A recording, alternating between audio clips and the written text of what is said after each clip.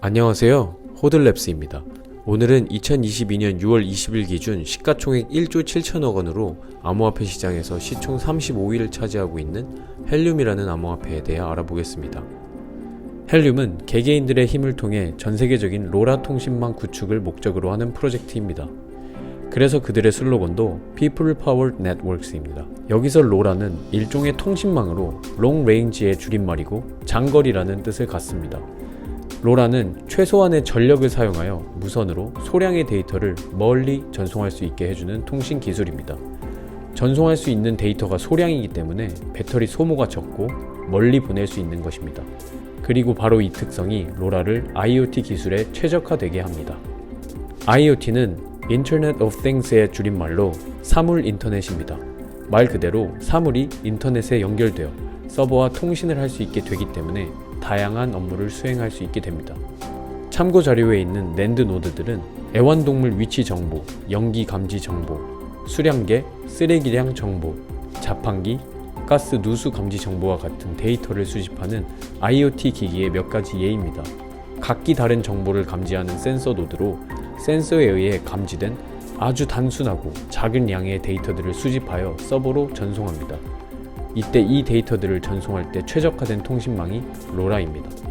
애완동물 위치 추적기, 자판기, 가스 누수 감지기와 같은 기기들은 주로 야외 환경에서 쓰이며 저용량의 데이터를 수집하기 때문에 배터리 소모가 적으면서도 통신 비용이 저렴한 통신이 필요합니다.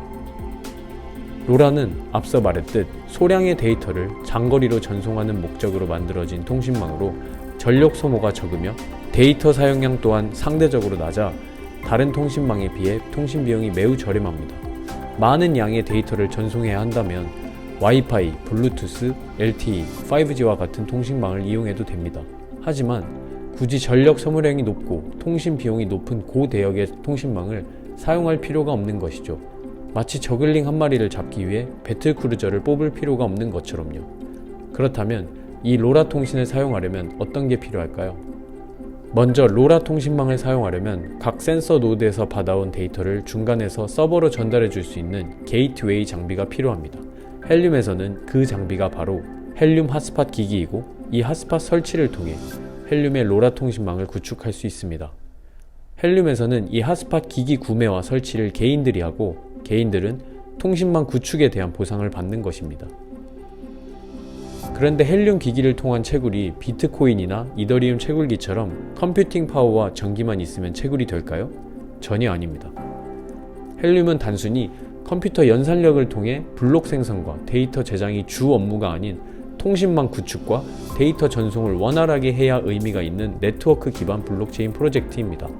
그렇기 때문에 몇 테라 해시 또는 몇 대의 채굴기를 설치해야 더 많은 헬륨 코인을 채굴할 수 있을까의 개념은 헬륨에서는 전혀 맞지 않습니다.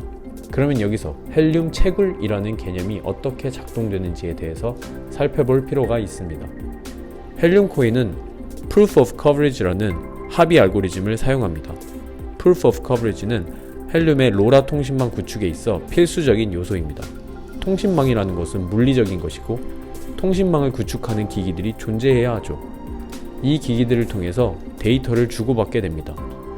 헬륨 재단은 SKT나 KT처럼 기기를 직접 설치하여 인프라를 구축하는 방식 대신 개인들에게 인프라 구축을 맡기고 그에 대한 보상을 주는 방식을 채택했습니다.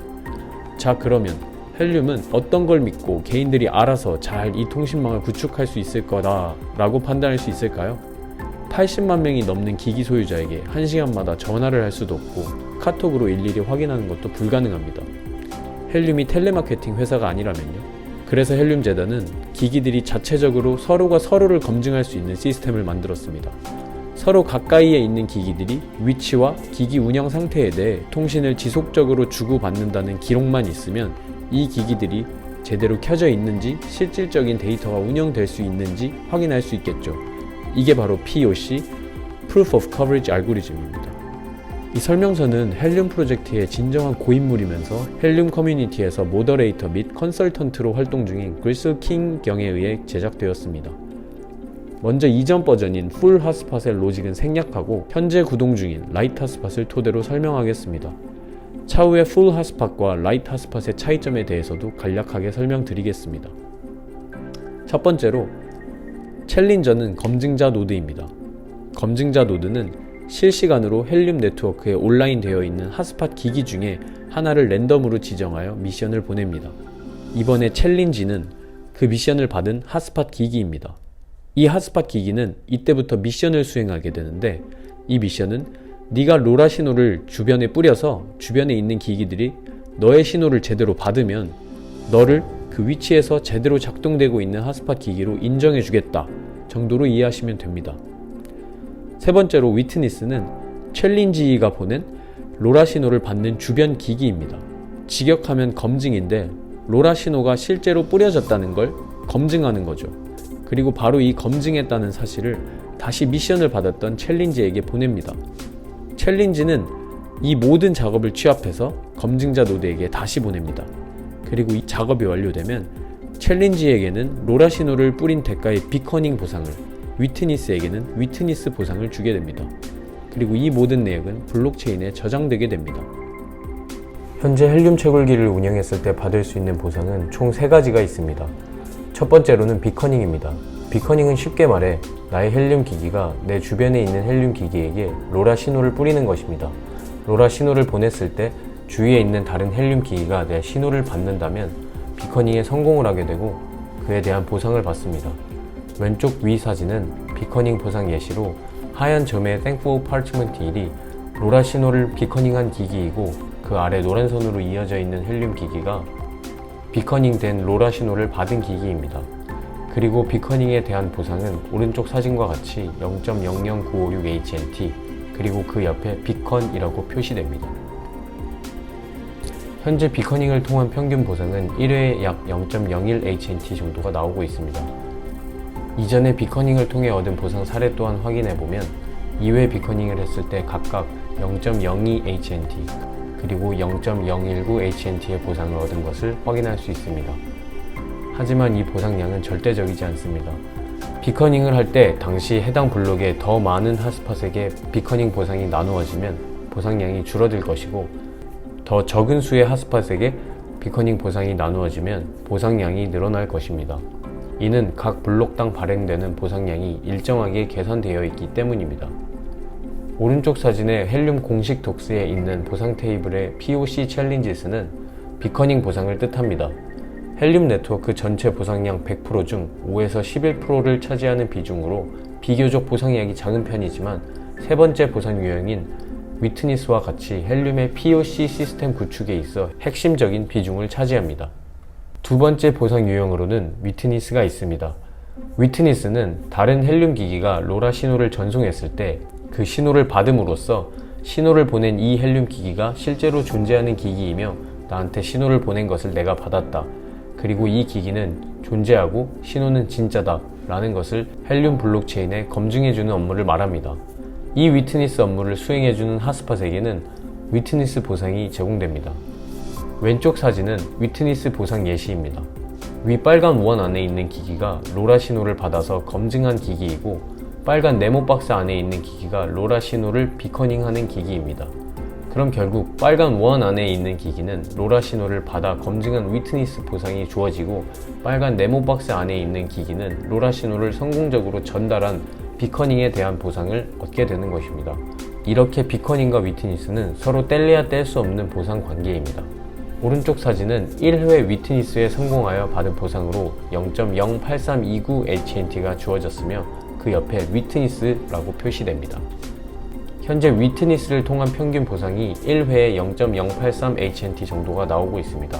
이전 위트니스를 통해 얻은 보상 또한 1회 위트니스를 했을 때 각각 0.083HNT 그리고 0.089HNT의 보상을 얻은 것을 볼 수 있습니다. 하지만 이 보상량 또한 절대적이지 않습니다.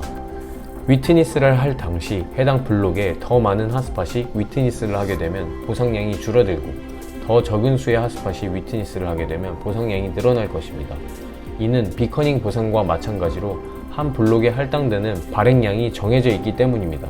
물론 보상률이 변동되는 이유에는 블록의 일정한 발행량 외에도 각 핫스팟 기기들의 트랜스밋 스케일에 영향을 받지만, 이는 좀 더 많은 사례 분석을 통해 설명돼야 할 부분으로 다른 영상에서 추가적인 설명을 드리겠습니다. 헬륨 공식 덕스에 있는 보상 테이블에서 위트니스는 위트니스 보상을 뜻합니다.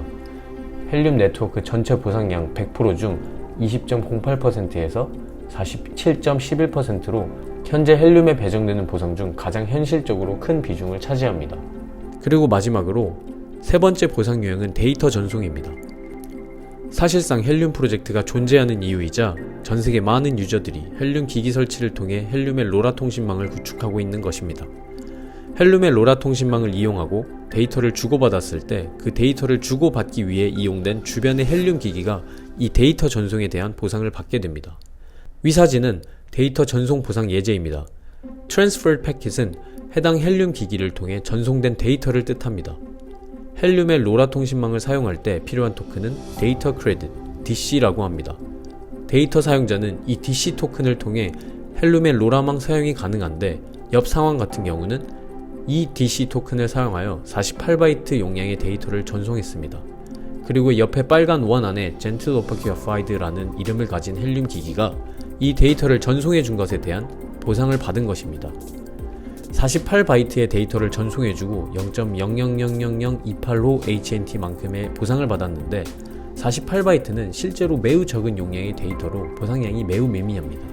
하지만 이 통신망을 하나의 IoT 기반 기업 또는 기관이 사용한다면 주기적으로 일정한 데이터 사용을 할 것이므로 더 큰 보상을 기대해 볼 수 있습니다. 다른 예제로 현재 데이터 전송을 통해 많은 보상을 받고 있는 헬륨 기기를 살펴보겠습니다. 왼쪽의 예제는 데이터 온리 핫스팟이라는 유형의 기기 보상 내역입니다. 데이터 온리 핫스팟은 말 그대로 헬륨 네트워크에서 오직 데이터 전송을 위해 존재하는 유형의 기기입니다. 기존 헬륨 기기와는 다르게 주변 기기와의 비커닝 또는 위치 검증과 같은 업무를 필요로 하지 않습니다. 그래서 설치 위치나 다른 기기와의 위치 중첩에 대한 영향을 전혀 받지 않습니다. 비커닝 또는 위트니스와 같은 로라 신호 검증을 통한 보상이 일절 없기 때문에 데이터 온리 핫스팟은 데이터 전송과 전송 보상에 대한 수익만이 존재합니다. 설치 위치 구별이 필요 없기 때문에 헬륨 익스플로러에서도 위치를 확인할 수가 없습니다. 그래서 이 기기가 로라 통신을 테스트하기 위한 목적인지 실질적으로 기업이나 기관에서 해당 기기를 통해 헬륨 통신망을 이용하는지는 확인되지 않지만 전송되는 데이터의 용량이 커지고 빈도수가 많아질수록 보상량이 높아지는 것은 확실히 알아볼 수 있습니다. 과거에 보상되었던 내역을 계산해보면 약 13MB 데이터를 전송하고 0.45 HNT 정도의 보상을 제공받았고 약 12MB 데이터를 전송하고 0.31 HNT 정도의 보상을 제공받았습니다. 오른쪽 헬륨 보상 테이블에 따르면 전체 100% 중 최대 35%의 보상이 데이터 전송에 제공된다고 합니다. 하지만 현재는 헬륨의 로라망을 통한 데이터 사용 비중이 비커닝이나 위트니스와 같은 헬륨 게이트웨이 구축 활동에 비해 그 비중이 높지 않아 비커닝과 위트니스로 보상량이 치중되어 있습니다.